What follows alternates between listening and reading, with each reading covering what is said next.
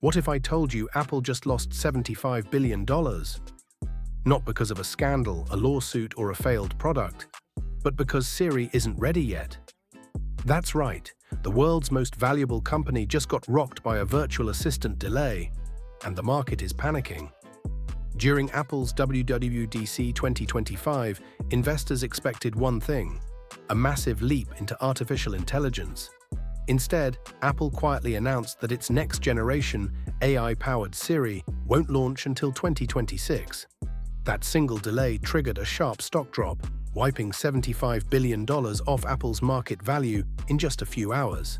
Headlines exploded, shares dipped, and people started asking, is Apple falling behind? In 2025, AI drives everything: investor confidence, tech hype, and market momentum. Microsoft has Copilot, Google is pushing Gemini across all of Android, Meta is all in on Llama, and Apple, they've been unusually quiet, so when they finally spoke and admitted Siri wouldn't be ready until next year, Wall Street didn't like it. Because in this market, being behind on AI feels like falling off a cliff. But here's the part that most people forget. Apple doesn't move fast, Apple moves right. They weren't first to smartphones, they weren't first to tablets or wearables.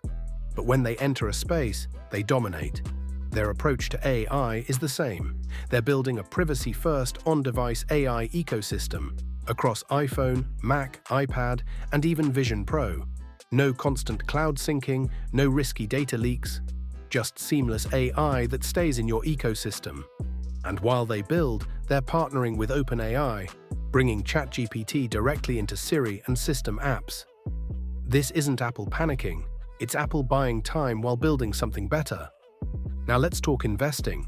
This $75 billion dip, it didn't come from bad earnings or collapsing products.